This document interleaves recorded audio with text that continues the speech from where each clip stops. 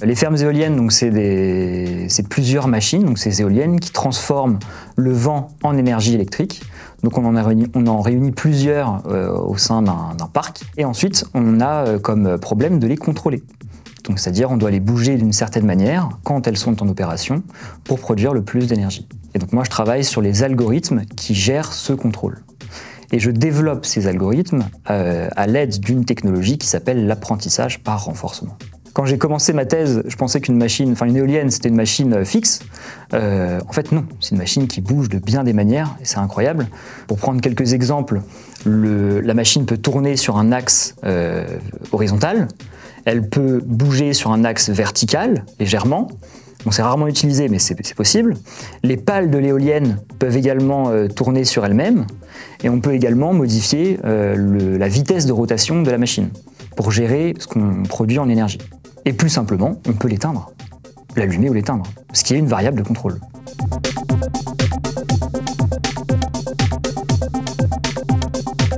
Une éolienne toute seule, c'est à peu près facile à gérer parce qu'on va vouloir la garder alignée face au vent. Plus elle est alignée et plus elle va produire d'énergie. Le problème, c'est quand on a des machines qui travaillent ensemble, la machine qui est devant va impacter les machines qui sont derrière parce qu'elle va créer un sillage, donc elle va modifier le comportement du vent derrière elle. Et donc une éolienne qui se trouve dans le sillage d'une autre va avoir un vent qui est de mauvaise qualité, tout simplement. Et donc la fatigue va être augmentée, c'est-à-dire que les turbulences vont abîmer les machines qui sont derrière, et parce que le vent est moins rapide, on va moins produire d'énergie avec les éoliennes qui se trouvent derrière.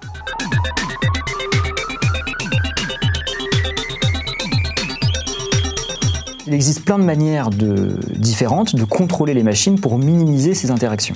Plus on arrive à minimiser ces interactions, et plus on produit d'énergie, et plus on garde des machines en bonne santé. Donc il y a plusieurs variables, et moi dans ma thèse, je me concentre sur l'orientation horizontale. Donc je vais chercher à créer des écarts entre les machines de devant et le vent pour modifier le flux du vent entre les machines.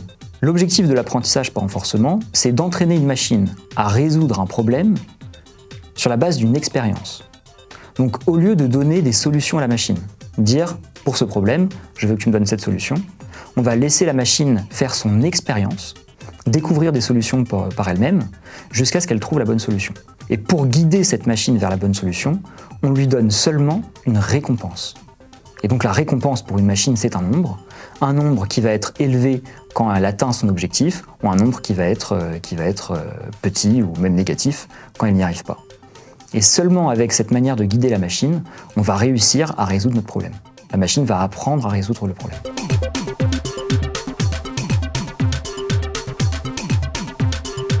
La question clé, c'est la simulation, parce qu'elle a besoin de faire de l'expérience, elle a besoin d'expérience. Et donc, on ne peut pas laisser une machine s'amuser sur un parc éolien de 200 machines en pleine mer, donc elle va le faire numériquement. Et donc, la question de la simulation est capitale.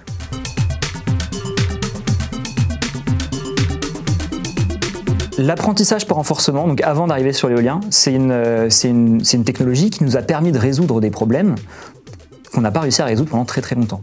Donc si je prends un exemple, le jeu de Go, en 2015-2016, puis le jeu d'échecs, donc on a réussi à résoudre des problèmes avec cette technologie.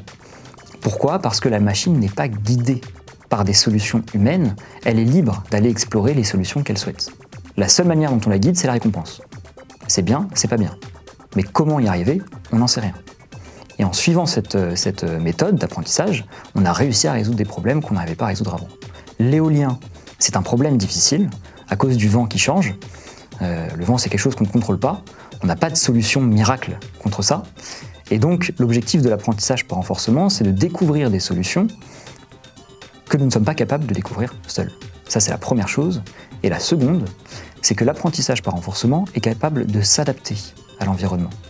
Donc si on a un algorithme de contrôle qui modifie le comportement des éoliennes, et si cet algorithme de contrôle se rend compte que l'environnement change, que le vent change, ou qu'il y a des situations qu'il n'avait pas rencontrées avant, avec de l'apprentissage par renforcement, cet algorithme va être capable de s'adapter et de modifier ses techniques de contrôle. Donc l'adaptation, c'est aussi une grande force de cette technologie, et qui est capitale pour l'éolien.